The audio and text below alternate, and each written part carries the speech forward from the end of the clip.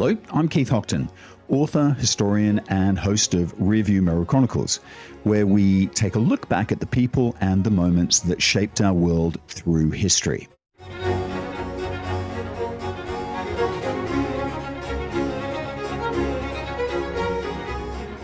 My dearest beloved Emma, the dear friend of my bosom, the signal has been made that the enemy's combined fleet are coming out of port. We have very little wind, so that I have no hopes of seeing them before tomorrow. May the god of battles crown my endeavors with success.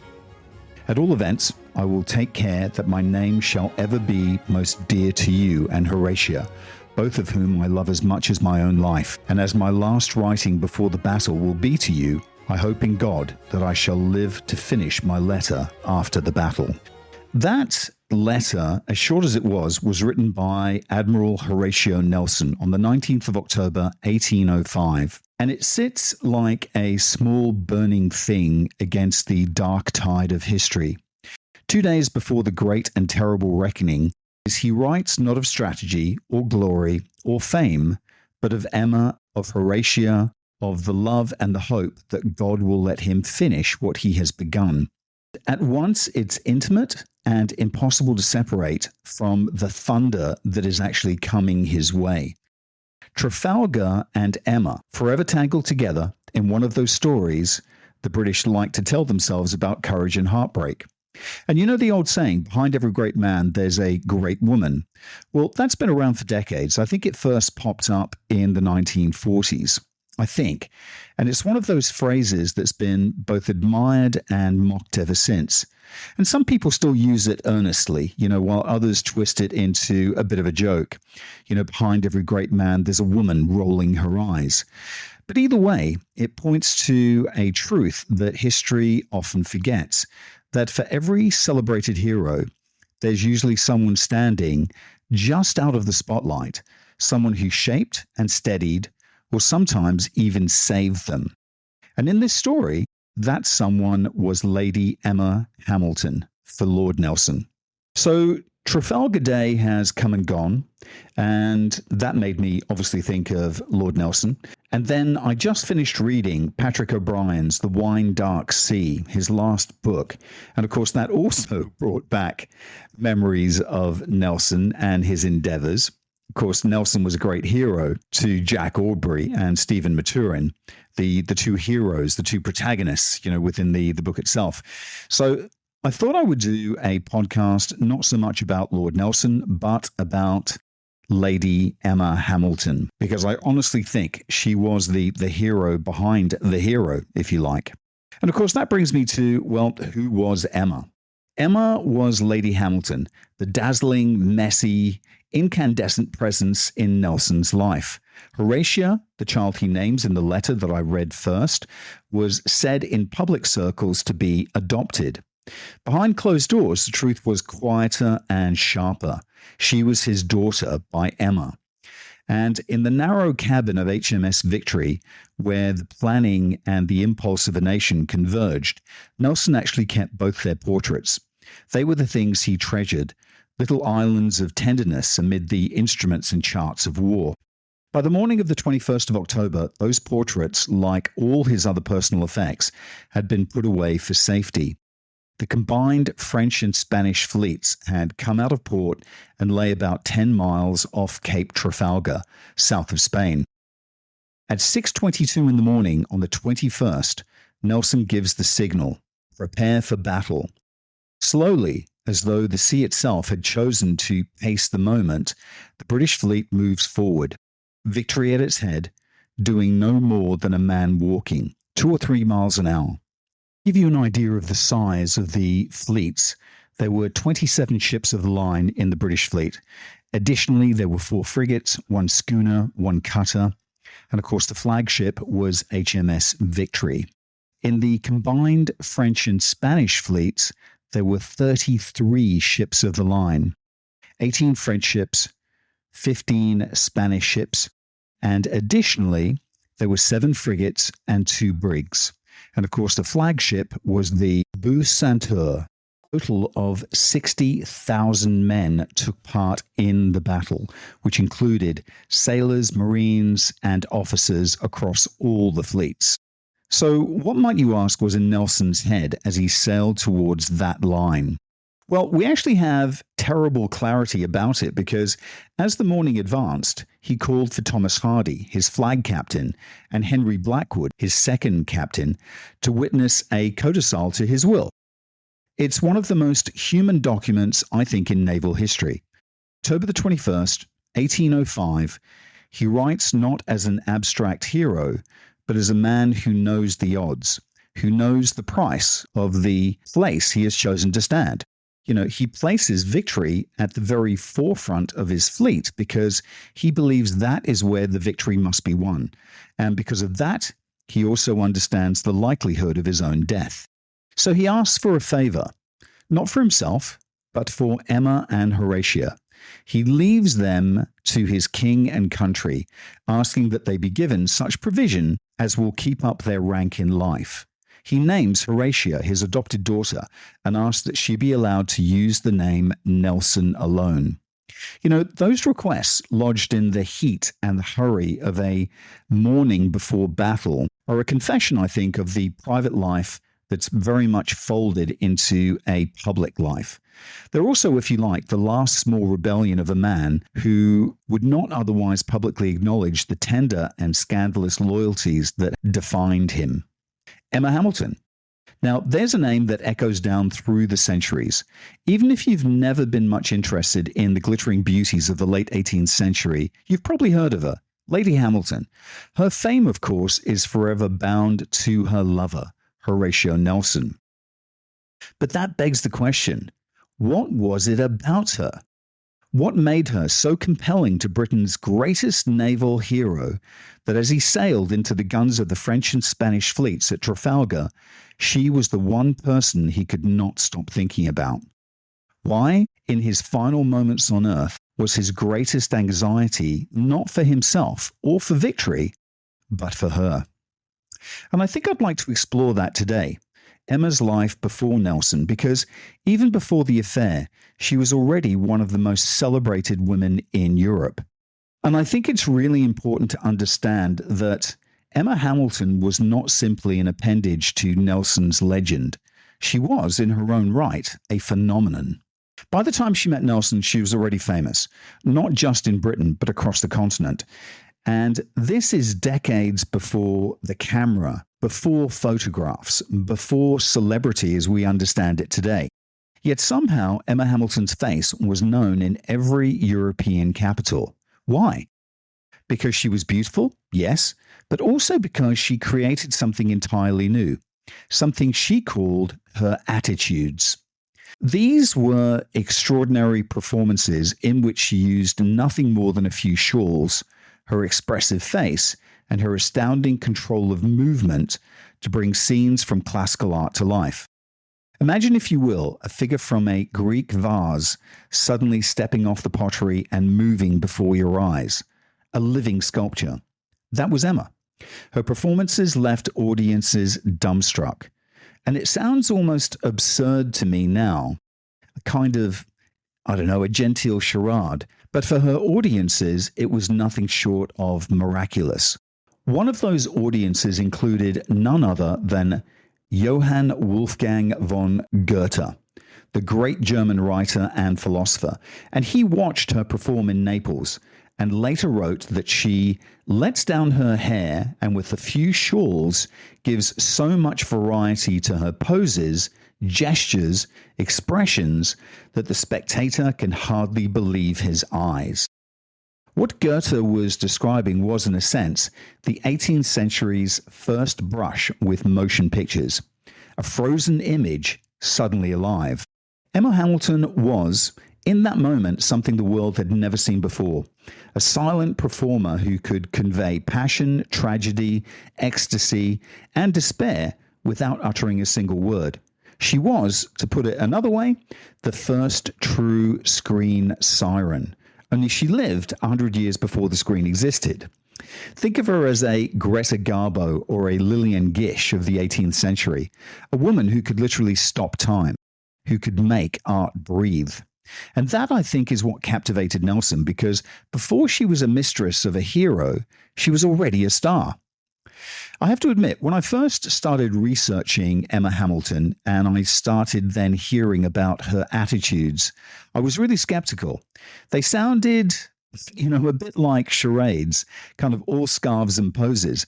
But the more I looked into them, the more I realized there was something genuinely revolutionary about what she was doing. Her contemporaries weren't fools. These were people like Goethe, the greatest mind of his age, and he wasn't easily impressed.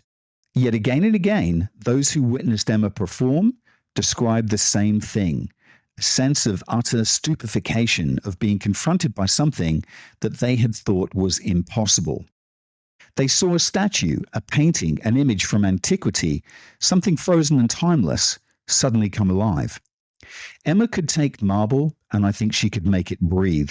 She could turn stillness into emotion and emotion into something that felt to her audience almost supernatural. There were no cameras, there were no moving pictures, there was no electricity. So imagine in that world seeing a living human being transform herself into art. It must have been absolutely spellbinding. And I think we have to take it on trust that Goethe and everyone else weren't mad. They weren't simply applauding polite party tricks. Emma was, in a very real sense, prefiguring modernity. What she was doing anticipates film, performance art, and I think even photography. All the things that would come to define the visual culture a century later. But Emma wasn't just a performer or a muse. She was also, in her own way, a very political figure. And that's where her story becomes even more interesting. When Nelson wrote that codicil to his will on the morning of Trafalgar, the one that I read you earlier, he described Emma not only as the love of his life, but as a great British patriot. He praised, and I quote, Lady Hamilton's influence with the Queen of Naples. And that wasn't just flattery, because Emma by then was actually the wife of Sir William Hamilton, Britain's envoy to Naples. And through her friendship with Queen Maria Carolina, a formidable Habsburg, and the sister, don't forget, of Marie Antoinette, she became a key figure in British diplomacy. Emma used that friendship for Britain's advantage, helping Nelson and Hamilton navigate the treacherous waters of Neapolitan politics as Napoleon's armies spread across Europe. Whether all her interventions were entirely wise or beneficial, well, that's another matter. And Nelson's dealings with the Queen of Naples would, as we'll see, become some of the most controversial episodes of his career.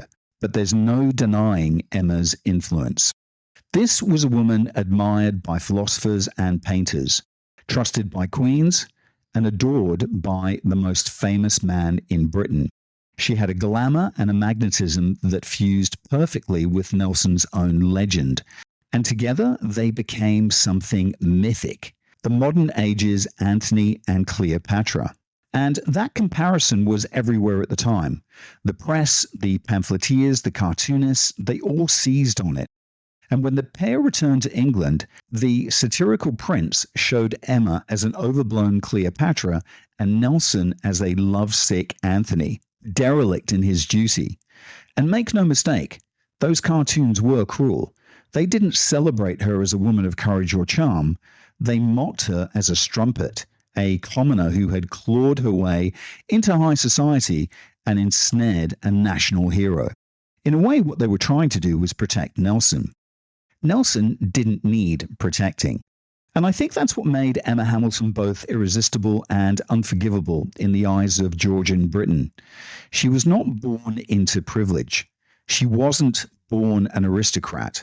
She was, in fact, the exact opposite, a woman who had remade herself through will, wit, and sheer audacity. And for a society obsessed with birth and breeding, that was the greatest sin. She wasn't born Emma, certainly not Lady Hamilton, not the celebrated beauty of Europe, nor the confidant of queens. She actually began life as Amy Lyon, a child of mud, coal dust, and hunger. Born into desperate poverty on the Wirral Peninsula across the river from Liverpool. She came from a world that the Industrial Revolution was already tearing apart and remaking in iron and smoke.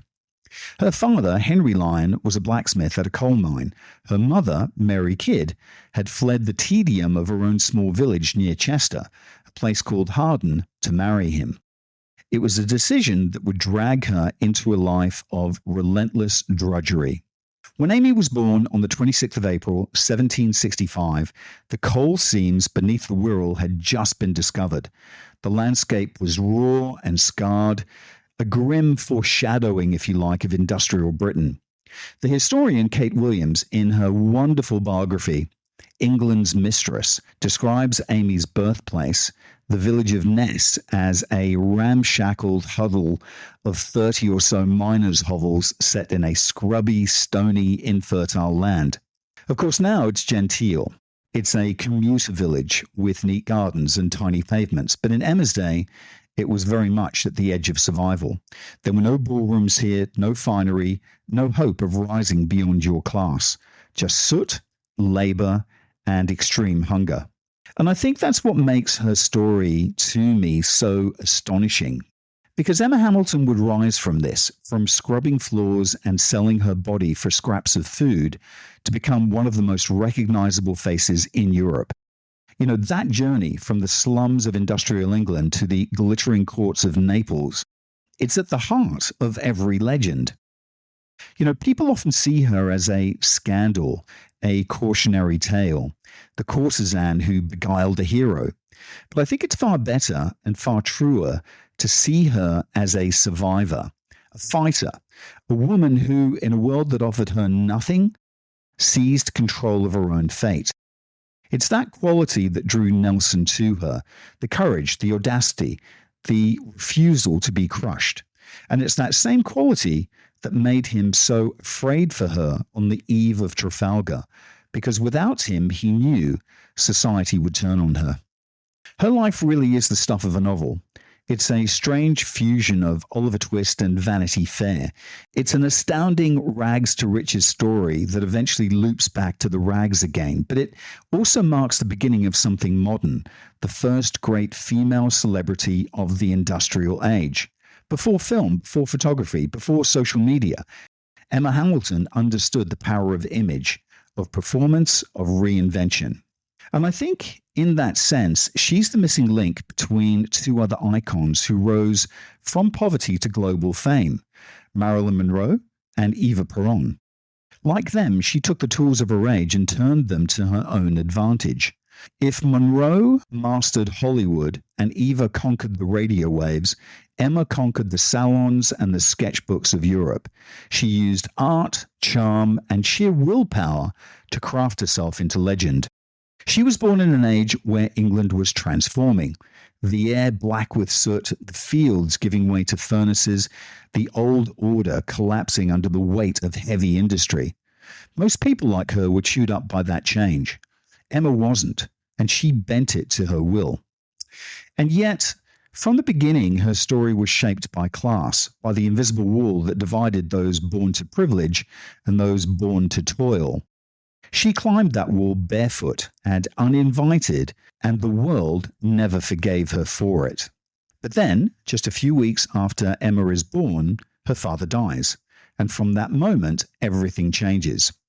Not a lot survives of those details. They're murky. But what I can say is that Emma's mother, Mary, never spoke of it. Neither did Emma. The silence itself, I think, becomes a very important part of the story. Emma's father, his death was totally unexpected, and it left plenty of room for speculation. Some said that he drank himself to death. Others whispered suicide, or that he'd gone abroad and never returned. You know what? We'll never actually know. What we do know is that his death left Mary alone, a young widow with a baby, with no money and absolutely no prospects. So on one level, it was a complete disaster. In a world where a man's labor was the only shield between a family and destitution. Henry's death should have condemned them both. But in another sense, it offered something like freedom, I suppose. With no husband to answer to, Mary packed up what little she had and returned to her native village near Chester. There, she found work in the family house, endless chores, laundry, cooking, and raised her daughter as best she could. Emma, by all accounts, grew up remarkably unburdened. She would later describe her childhood as wild and thoughtless. And you can picture it, a girl running barefoot through the fields, not yet aware that the world had already chosen a place for her. Kate Williams, in her biography that I mentioned earlier, England's Mistress, paints a vivid picture of young Emma. She was tall, she was strong, she was incredibly beautiful, with a thick mane of hair and strong white teeth.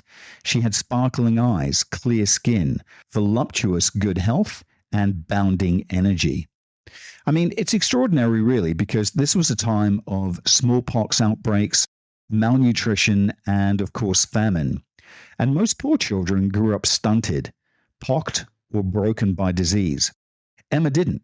She thrived.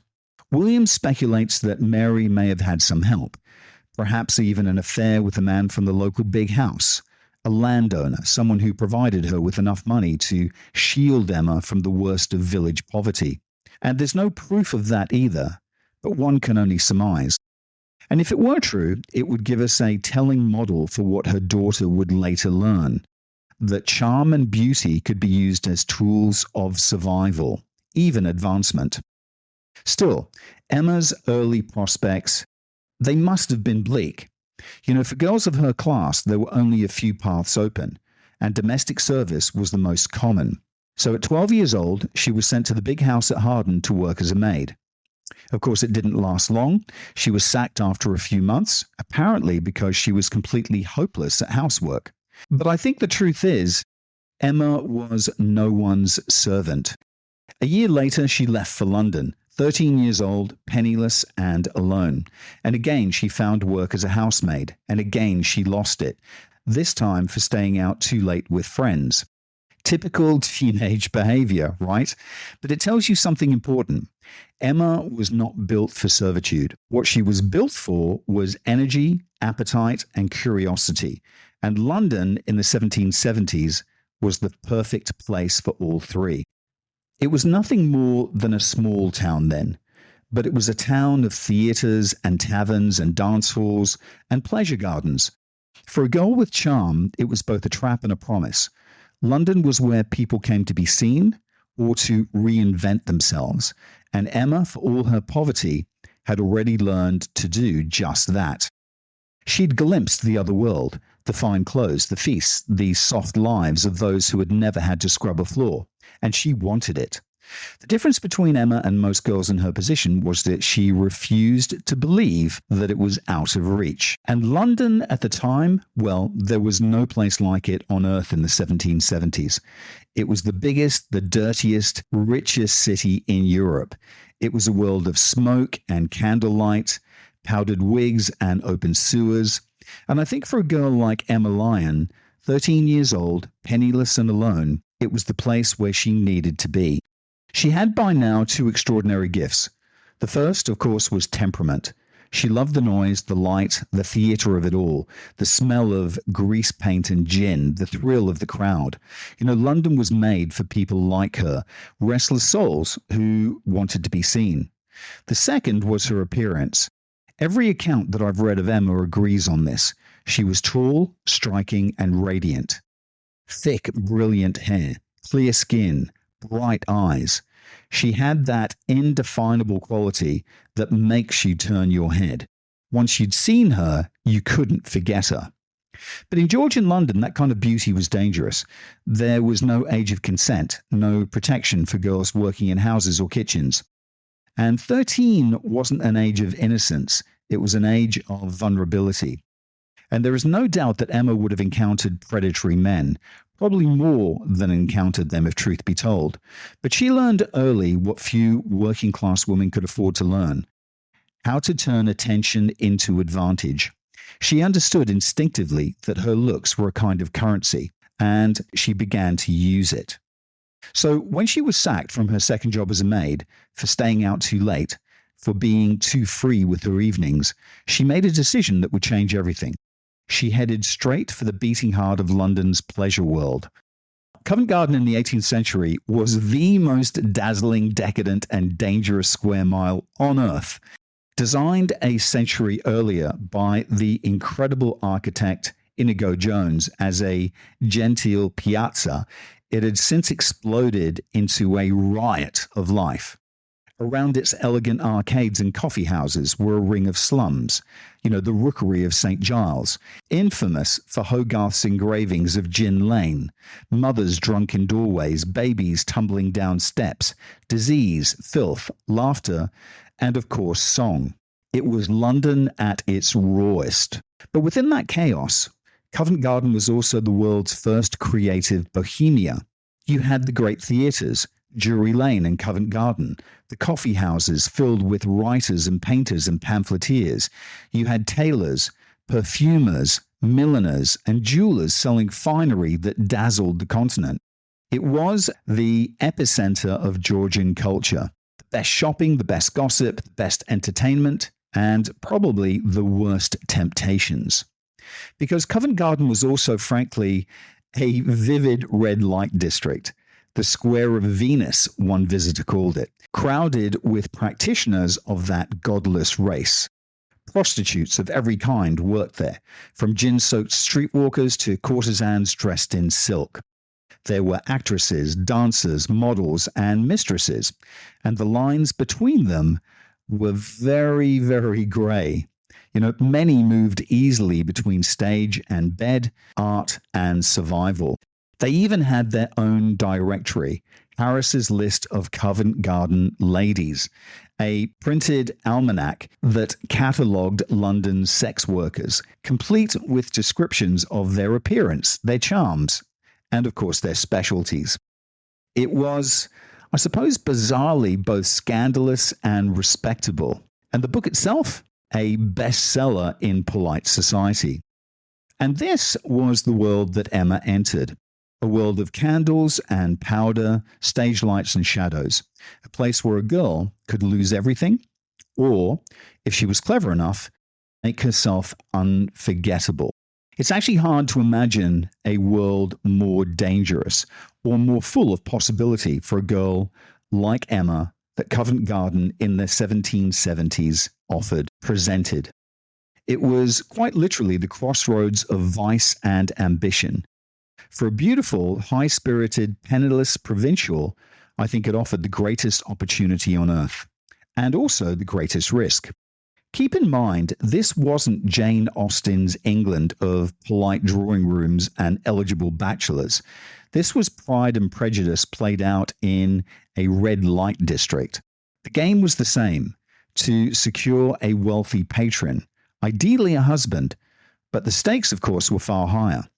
If you succeeded, you might rise to comfort and extreme luxury.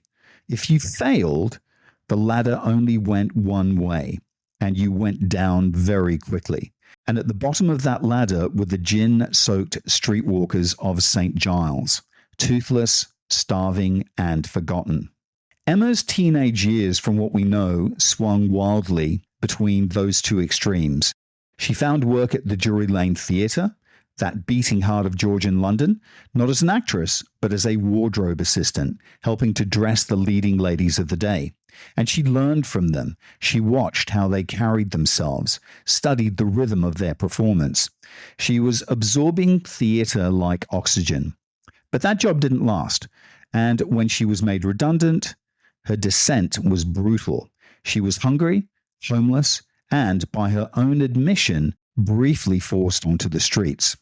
She would later say, with that mixture of pride and defiance that marked her entire life, I owned that through distress my virtue was vanquished, but my sense of virtue was never overcome. I mean, it's an extraordinary line. It's honest. I think it's very unapologetic and it's very self-aware. She wasn't pretending to be pure. She was saying, in effect, that she'd done what she had to do, but she never stopped believing that she was worth more than the world told her she was. She took work in the taverns, serving drinks, sometimes singing. And again, the line between barmaid and prostitute was razor thin.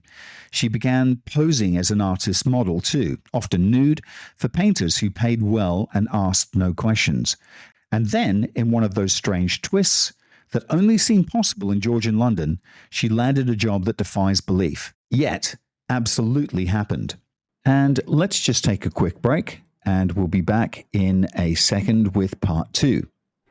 Altadomus is your one-stop shop for your Malaysia My Second Home visa. But they are much, much more than that. When you sign up with Altadomus, you become part of a larger community. A community that actually cares about you and your family in Malaysia. And that's important when you move to a new home. For more information, go talk to TG or WhatsApp him on +60 12 49 37 270 or visit their website penangmyhome.com. And we're back.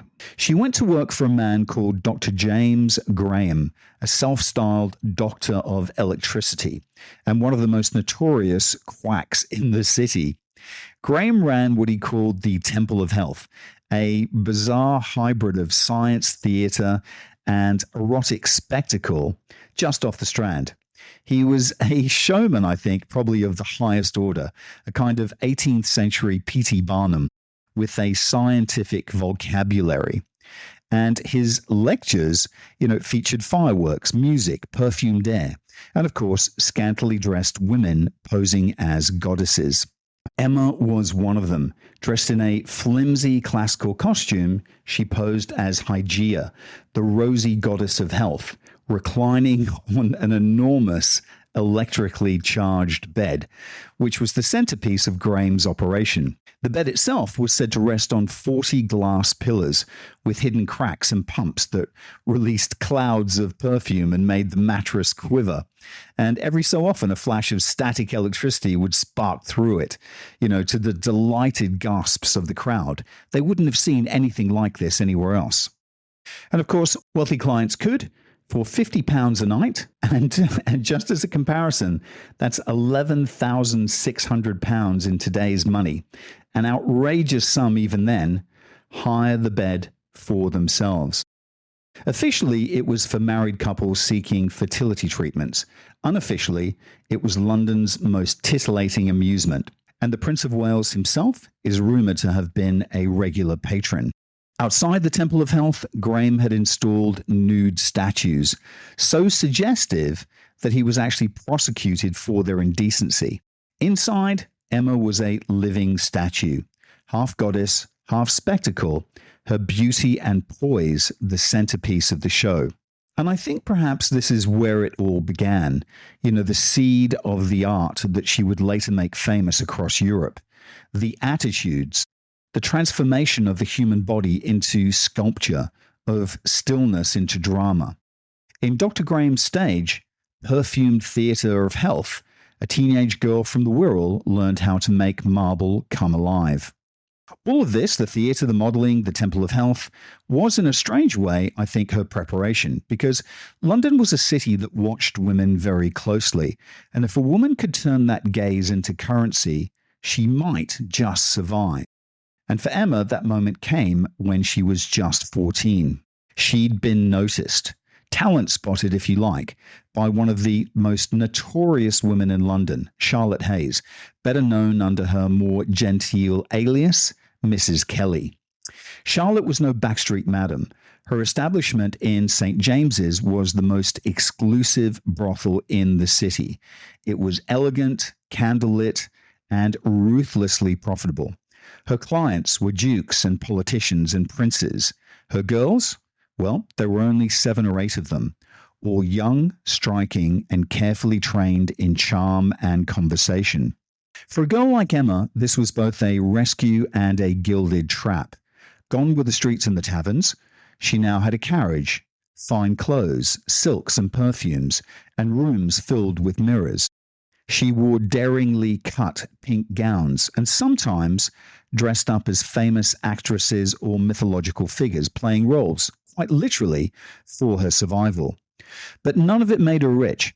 Like all the women in Mrs. Kelly's house, she was essentially indentured. Every debt, every gown, every glass of wine added to an invisible ledger that kept her in her place. Still, I imagine the dream was always the same: to catch the eye of a man rich enough, powerful enough to buy her freedom. And the jackpot was to be kept, or better yet, married. And in 1781, at 16, Emma hit what must have seemed like the winning ticket. He was a wealthy squire named Sir Harry Fenshaw, a hard-drinking, fox-hunting member of Parliament for Portsmouth with a country estate in Sussex called Uppock House. To Emma, it must have felt like stepping into a different world. Rolling hills, servants, grand dinners, fine horses, basically the life that she dreamed of. But dreams in her story always seem to come with a bit of a sharp edge, because Sir Harry turned out to be an utter brute. He'd bought Emma for his amusement, not for his affection, and she was there to entertain him and his friends. And of course, once the novelty wore off, he treated her with open cruelty. When Emma told him she was carrying his child, he threw her out without a penny. No carriage this time, no silks, no finery, just a frightened 16-year-old girl cast aside by a man at least twice her age. And it's here really that the legend of Emma Hamilton begins to take shape, the transformation of a powerless girl into a woman who will learn again and again to reinvent herself. She's no longer Amy Lyon, the blacksmith's daughter. She's not Emma Hart either. She's something in between, a survivor standing on the edge of the next great act of her life. Harry was in many ways a man Peter the Great would have admired for his talent and excesses. And I think Emma, to her credit, just tried to fit in. You know, she did learn to ride, and she did it beautifully, riding side saddle. But the truth was, she must have been incredibly lonely. I mean, the house was full of men who treated her as a decoration. And the only person who actually treated her as anything else was one guest who stood apart from the rest, who was quiet, observant, and very bookish. His name was Charles Greville, second son of the Earl of Warwick. And unlike Harry, he didn't hunt, but he collected minerals. He collected rocks. He spent his days polishing crystal and categorizing stones. But he was also well-connected and clever and charming. And Emma, with her quick wit and natural intelligence, must have fascinated him. You know, while Harry and his pack galloped over the downs, Emma and Greville spent their hours together in long, charged conversations. He found her extraordinary, raw, uniformed, but full of potential. And she, for the most part, probably found in him a kind of attention that she'd never known before. Then came the crisis. When Emma told Sir Harry she was pregnant, as I said, he threw her out without a penny. He refused to answer any of her letters. And so in January of 1782, desperate and destitute, she wrote to the only man that she thought might listen, Charles Greville. Her letter, signed Emily Hart, is heartbreaking. I'll just read you an excerpt from it. Good God, what shall I do? I've wrote 7 letters and no answer. I haven't a farthing to bless myself with. I think my friends look cruelly on me. I'm almost mad. Oh, for God's sake, tell me what's to become of me, Charles. Please write to me. Write to me. It's written very much in the language of melodrama, of novels and strange heroines, and you have to remember the day and the age. And she was playing a part, of course, and she knew her audience. The letter is, I think, equal parts sincerity and performance. Absolutely, she is the wronged woman, you know, the abandoned innocent, the sentimental heroine from Clarissa or Pamela. And I think that was the point that she was trying to get across. And of course, it worked. Greville was moved. He actually stepped in and he rescued her. Or so it seems. But his rescue came with conditions, very strict ones. She must give up her baby as soon as it was born, hand it over to her grandmother to be raised in obscurity. She must abandon all her old acquaintances, every friend, every contact from her Covent Garden days. She must give up her name. No more Amy Lyon. She must be reborn as Miss Emma Hart. In giving her some ground, Greville agreed that her mother, Mary, could stay, but only as a housekeeper. And Emma herself was to live in near seclusion in a small cottage just beyond London, in the village of Paddington, back then still a semi-rural retreat. For Greville, I think this was not simply an act of kindness. She was a project. He wanted to remake her, to transform the spirited, scandalous girl into a model of chastity and refinement. The fallen woman redeemed, if you like. Magdalene repented. And I think he probably found it erotically thrilling, the idea of sculpting innocence out of corruption. And Emma, to her credit, ever adaptable, played the part to perfection. She learned restraint, modesty, gentility. She walked, she spoke, she dressed like a lady. It was her latest and I think also her greatest performance, her transformation into the woman who would one day enchant half of Europe. And it's easy to see Greville as her Pygmalion, chiseling marble into Venus. But I think it's also equally true that Emma was actually shaping herself. He thought he was educating her, but in reality, I think she was rehearsing for Naples, for Nelson, and for immortality. And this is where Emma's story shifts, I think, from survival to something much, much more extraordinary. Because while Charles Greville may have rescued her, he hadn't done it for love alone. Greville was a clever man. He was calculating and sadly perpetually short of money. He adored Emma, yes, her beauty, her freshness, her malleability, but he also recognized that she could be profitable. So he did what Georgian gentlemen often did when they fancied themselves patron of the arts. He decided to make her useful. He began introducing her discreetly to London's artistic world, and one introduction in particular changed absolutely everything. Through his connections, Emma met the man who would transform her from a scandalous mistress to the most recognizable woman in Britain, George Romney. Romney, by this point, was at the height of his powers. He was a rival to Sir Joshua Reynolds, founder of the Royal Academy. He was one of the most celebrated portrait painters of the age. But he was also restless. He was emotional, he was temperamental, and he's always searching for inspiration. And when he met Emma, he found it. From the moment she walked into his studio, Romney was captivated. She was, as he later told a friend, absolutely divine. His muse, she became his obsession. And what struck him wasn't just her beauty, but her intelligence, her instinct, and her performance. She had an actor's gift for expression, for embodying emotion with her face and posture. She could shift from joy to sorrow, modesty to passion in an instant. Poet William Haley, who wrote Romney's biography in 1809, described her as having features like the language of Shakespeare, capable of showing all the feelings of nature and every graduation of passion with the most fascinating truth. Romney painted her obsessively, over 70 portraits in all. Each painting caught a different facet of her, and together they made her famous. Even though Romney rarely exhibited his work, people flocked to his studio to see the divine Emma. And when engravers began reproducing his portraits for sale, her image spread like wildfire throughout Britain and beyond. This was the dawn of celebrity culture, and Emma was at the absolute center of it. She was the perfect face of the late 18th century, oval features, luminous skin, full lips, wide, expressive eyes. She looked both innocent and sensual, ethereal and real, and she gazed directly out at the viewer, something rare in a woman's portrait of this time. Men especially found it arresting, almost modern.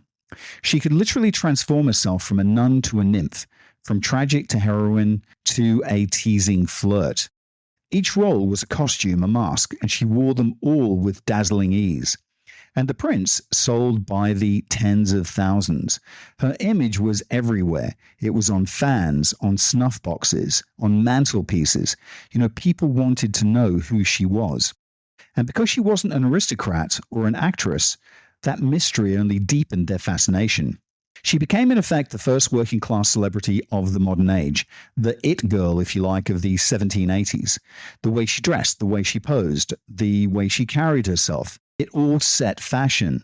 Those loose Grecian gowns she wore for Romney became the height of style, copied by women across Europe. She was quite literally shaping the way an era looked. And of course, Romney was besotted. He once said that painting her was the supreme happiness of his life. And for Emma, the feeling was a likely mix of affection, gratitude, and ambition. She knew the power of image, how it could build a reputation faster than 1,000 words. She wasn't just his muse, she was his collaborator, and together they created the 18th century's first true icon. And then, as always in Emma's story, another man appeared. Because while Romney was capturing her on canvas, another admirer had been quietly watching her transformation from a distance, Sir William Hamilton, Greville's uncle, Britain's envoy to Naples. He was 53. Emma was still in her late teens. He had spent 5 years abroad studying volcanoes, antiquities, and art. The very embodiment of Enlightenment curiosity, if you like. His wife had recently died. He returned to England in mourning and met Emma, the beautiful protégée of his nephew. And he took one look at her and was lost. She is, he would later write, a masterpiece of nature. And just like that, the next great act of her story and one of history's most famous love triangles begins. This is where the story takes on the quality of something, I think, almost cinematic, because for all the scheming that brought her there, for all the deceit and heartbreak along the way, Naples, dazzling, sunstruck, volcanic Naples, was where Emma Lyon truly became Lady Hamilton. So William Hamilton was no doddering fool, despite what later caricatures would make of him. Far from it. He was one of the most sophisticated men in Europe. He was charming, he was cultivated, and he was worldly. A diplomat, an art collector, a volcanologist, a scholar of antiquity. He was the rarest of 18th century creatures. A man of science and of style. And he was fascinated by the ruins of Herculaneum and of Pompeii, by the forms of ancient vases and statues, by the rhythms of classical art and nature. And he was quickly enamored and completely fascinated by Emma, this beautiful, bright, quick-witted young woman who seemed somehow to embody everything that he'd been looking for. And I have to say, after researching this, I don't think it actually started as a love story. I think it began as a betrayal. Charles Greville, in his cold, methodical way, had decided that Emma was getting in the way of his ambition. He was broke and he wanted to marry for money. But Emma, radiant and demanding, was inconvenient, so he actually devised a plan. And he wrote to his uncle, Sir William, suggesting that Emma might cheer his household in Naples, that she was intelligent and accomplished and would make excellent company. Sir William, recently widowed, was absolutely delighted, and Greville assured him that Emma was entirely willing. Greville lied to both of them. He told Emma that she was going ahead of him to prepare for his arrival. He told his uncle she was ready to become his mistress.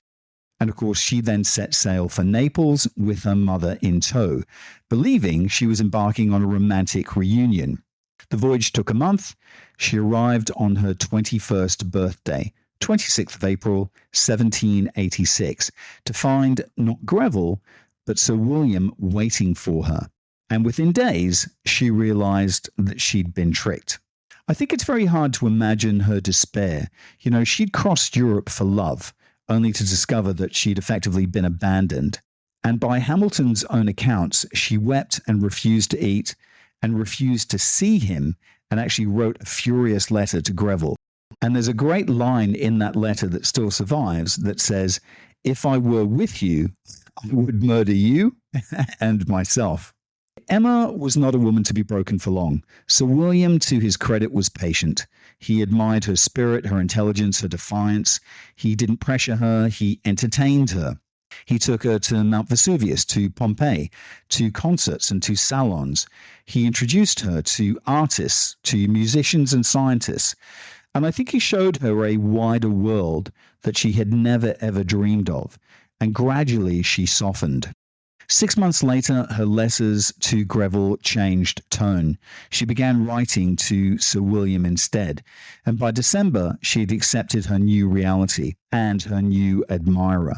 And she moved into his villa overlooking the Bay of Naples, surrounded by servants, carriages, gardens, and clothes of unimaginable splendor. By 1789, she was hinting to visitors that they were married, and by 1791, it was official.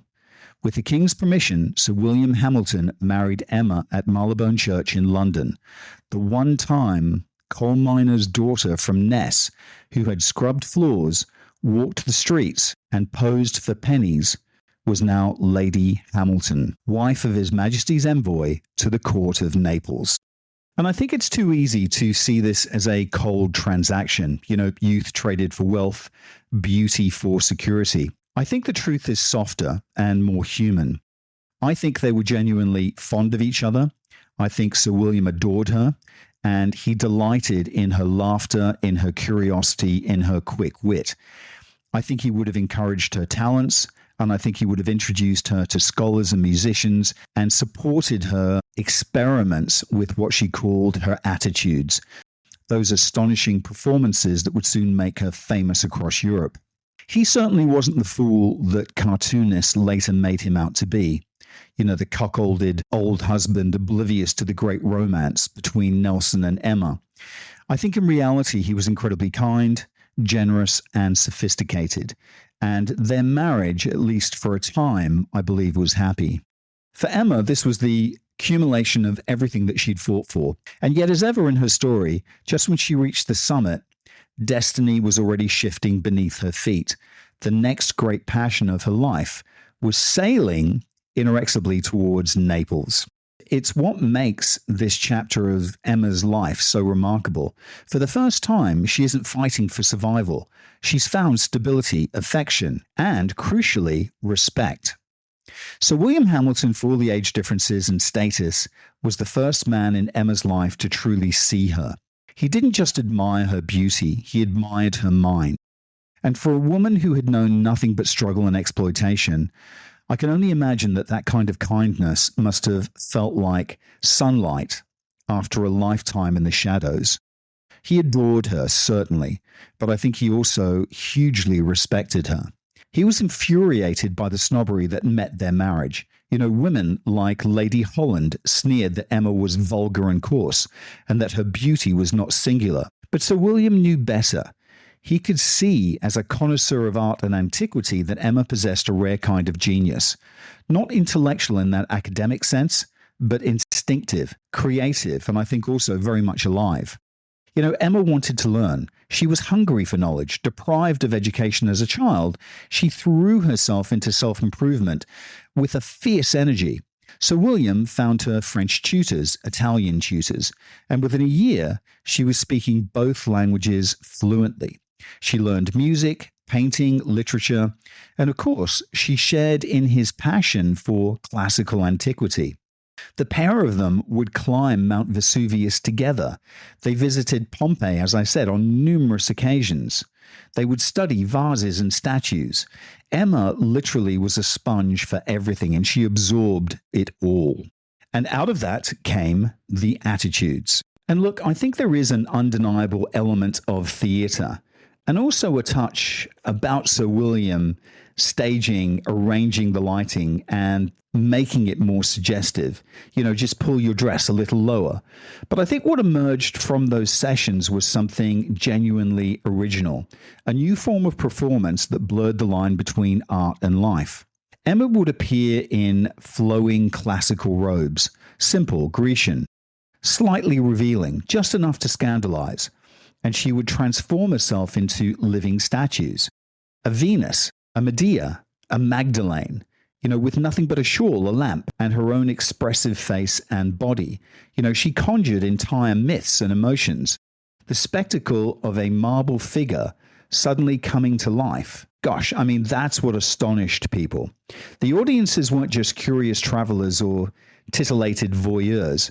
They were the greatest minds of the age. Goethe himself, as I mentioned, saw her perform and wrote that with a few shawls, she can convey all the passions of the soul. Artists, poets, diplomats, and royalty flocked to Naples to see the divine Lady Hamilton. And she became quite literally the hottest ticket in Europe. As the historian Gillian Russell has noted, Emma's attitudes were more than entertainment. They were a revelation.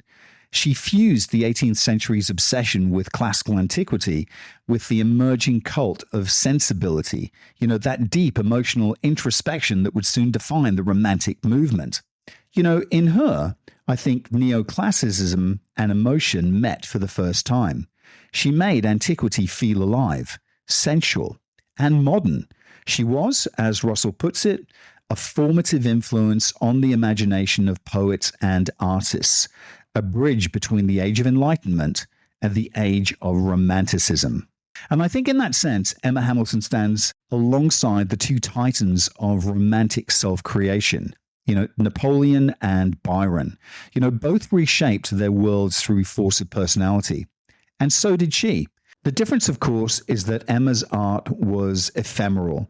It existed only in the moment. Once she left the stage, it vanished. And this is the magic of what she does. There's no photographs, there's no film, there's no recordings, only the stunned memories of those who saw her. But I think what's enticing is that her influence lingered. The flowing classical gown she wore on stage, light, draped, and liberating, it actually became the height of fashion. And across Europe, women abandoned corsets for Grecian simplicity. The empire line that would define early 19th century dress began with Lady Hamilton. She was, in every sense, a trendsetter, the first modern muse. And I think it's really worth remembering this was a coal miner's daughter from the Wirral, a girl who had scrubbed floors, who had been sold, abandoned, and mocked. And now she commanded the attention of Europe's aristocracy, reshaping art, fashion, and culture. So yes, she was impossibly sexy. She was scandalous, but she was also revolutionary. Lady Emma Hamilton wasn't just performing attitudes, she was performing the future. And I think that's one of the extraordinary things about her. She doesn't just climb this social ladder, she vaults over it entirely. Within a few short years, this blacksmith's daughter from the Wirral has become a woman whose mannerisms, whose fashions, and even attitudes are copied by duchesses and countesses across Europe. In the shops of London and Paris, you can see her influence everywhere. The cut of a gown, the drape of a shawl, the tilt of a hat. Women of the highest rank, Lady Palmerston, Lady Holland, find themselves half sneering, but also half admiring her.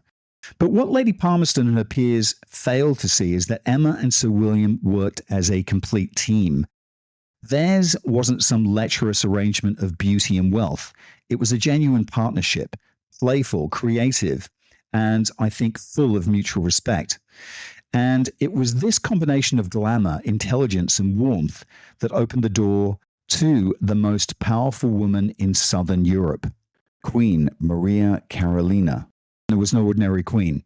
She was a Habsburg, sister to Marie Antoinette, and the real ruler of Naples.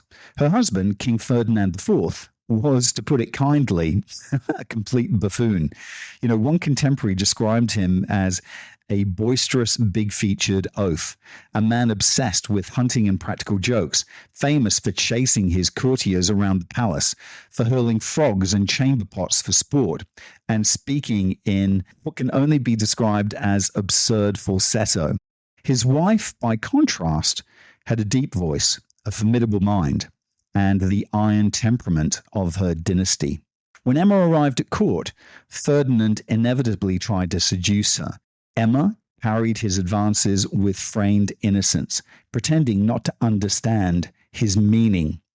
And I think it could only be described as a deft move. She saved herself and saved him from embarrassment, and I think also earned the gratitude of the Queen.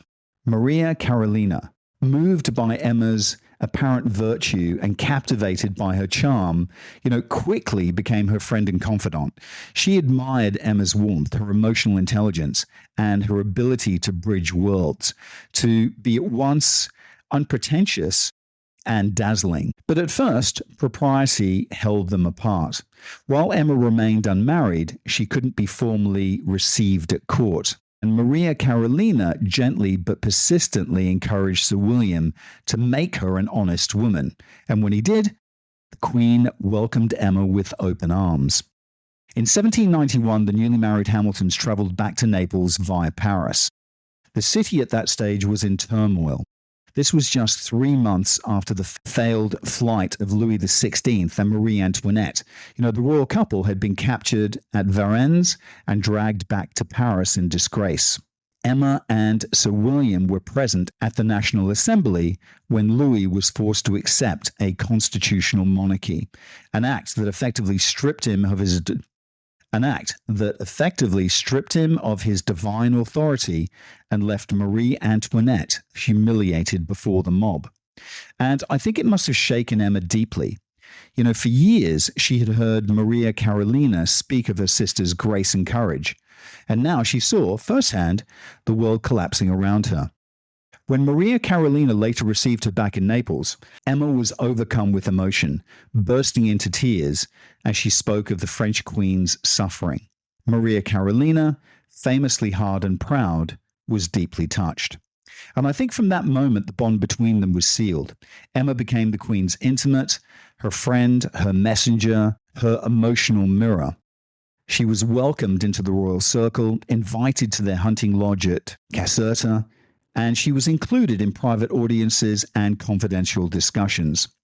The irony, I think, of course, is that while snobs in London dismissed her as a vulgar upstart, in Naples, she had become the most influential woman in the kingdom, a power behind the throne, and soon, through her friendship with Lord Nelson, a force in the politics of Europe itself. So the girl who had once danced barefoot in the taverns of Covent Garden now found herself whispering secrets with queens, living proof that charisma, courage, and sheer will could break through every social wall that birth and class had built. And that's where Emma Hamilton's story shifts again, from glittering society hostess to something far more consequential, political player at the very heart of Europe's war against the revolutionary France. In Naples, she found a freedom that she could never have had in London. Among the Neapolitan elite, she wasn't a scandal. She was an exotic. The Queen saw her as a friend, not as a rival. The courtiers who might have sneered at her in Mayfair found her lively and generous and good-humoured. She didn't belong to any faction. She wasn't weighed down by old rivalries, and she made people laugh. To them, Lady Hamilton wasn't a social climber. She was actually a breath of fresh air. Maria Carolina adored her, and politically I think they were perfectly aligned. Both were staunch royalists, they were deeply conservative, and both were emotionally loyal to kings and queens and united by a hatred of the French Revolution. Emma, for all her working-class roots, was no radical. She was an archetypal, aspirational Tory, a believer in hierarchy, duty, and loyalty.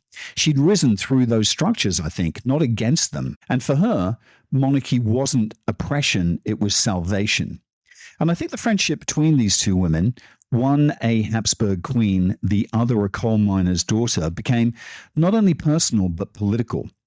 By the early 1790s, the world around them was cracking open.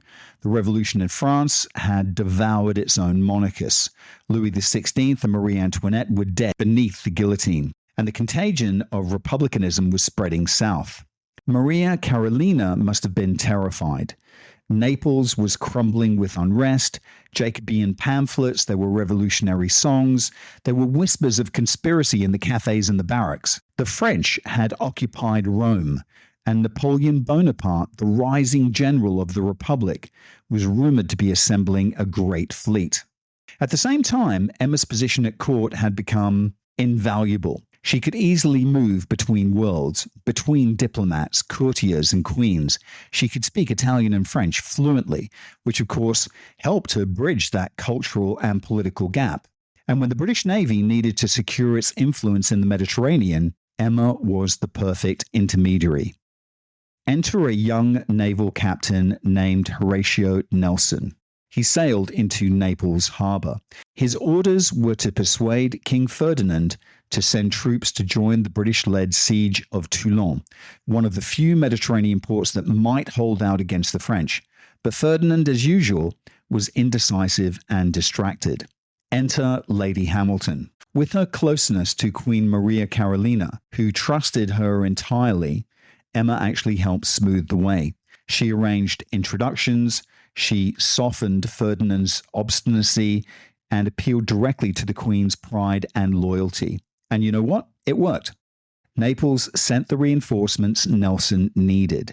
The British fleet got its foothold, and Nelson never forgot who had made that happen. Of course, he was struck by Emma. He loved her warmth, her intelligence, her energy. He admired her mastery of languages, her political skill, and of course, her fierce patriotism. She was, as he later wrote, an angel of goodness.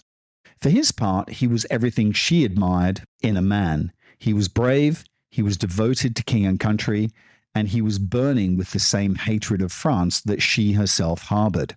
And then, as quickly as he'd arrived, he was gone.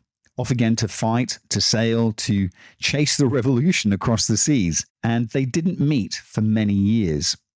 Meanwhile, in Naples, the situation grew more perilous by the day. By 1798, the French were no longer a rumor on the horizon. They were coming. Rome had fallen, Republican sympathizers were rioting in the streets of Naples, and from the north came news that Napoleon himself had set sail from Toulon with a vast armada, destination unknown. Emma was convinced that they were heading for Naples, and panicked, she wrote to Admiral Sir John Jervis, the Earl of St. Vincent, commander of the British fleet in the Mediterranean. For God's sake, come and save us. The French are upon us. And amazingly, St. Vincent responded. He sent the one man in the Royal Navy who had already been impressed by her, who already knew her charm, her courage, and her loyalty. Horatio Nelson was coming back to Naples. And this time when they met, the encounter would change both their lives. And for an incredibly brief, fevered moment, I think also the fate of empires. And so the great arc of Emma's life meets the thunder of history. Nelson and his captains hunted the French like ghosts across the vast blue sea, sailing from Toulon to Alexandria and back again. It was the search that seemed endless, a needle in a Mediterranean haystack. When Nelson reached Egypt and found nothing, he turned back, his ships battered and short of supplies. He called at Syracuse in Sicily. But the governor, following orders, refused to let him take on water or provisions. And again, this is where Emma Hamilton stepped in. She went to the Queen. She begged, she argued, and she persuaded with all her wit, her charm, and her fierce loyalty to Britain. And through her intervention, Nelson received the supplies he needed. Within days, he set sail again for the east. And there on the 1st of August, 1798, in Aboukir Bay, he found the French. And he decimated them. The Battle of the Nile, one of the most complete and brilliant victories in naval history. When the word reached Naples, Emma was ecstatic. She sent the news straight to the Queen. The joyful victory of our brave, gallant Nelson, and threw herself into a kind of patriotic delirium. You know, she had a gown made of navy sea blue silk, embroidered with golden anchors, and wore a headband that read Nelson Victory. And then on the 22nd of September, HMS Vanguard limped into the Bay of Naples. Her masts were shattered, her decks scarred, her crew completely exhausted. But aboard her was Nelson, the conqueror of the French fleet. Sir William and Emma were the first to greet him. As soon as Vanguard dropped anchor, Emma rushed aboard, radiant, trembling. She must have been overcome. Seeing the Admiral maimed and magnificent, she hurled herself into his arms in tears of joy. Nelson, who loved nothing more than a touch of theatre, was completely entranced. He wrote to his wife, Fanny, back in England. Up flew her ladyship, exclaiming, "God, is it even possible?" and fell into my arms, more dead than alive. Kate Williams, in her biography, England's Mistress, points out that Nelson was so moved by Emma's display that he forgot for a moment that he only had one arm. And there on the battered deck of Vanguard, amid the smell of tar, salt, and gunpowder, stood two of the most extraordinary figures of their age, the sailor and the courtesan, the nation's hero and the woman who had risen from nothing. Both had fought their way through hardship and ridicule to stand, in that moment, at the very summit of glory. The rest? The love, the scandal, the legend? Well, that would follow. But on that September afternoon in Naples, as the sun burned low over the bay and the crowds cheered from the shore, Lady Hamilton and Admiral Nelson met as equals, both larger than life, both utterly unforgettable. Two souls finally colliding in the full light of history. If you're interested in books that I've authored, please visit entrepotpublishing.com. Thanks for listening in, folks. Bye for now.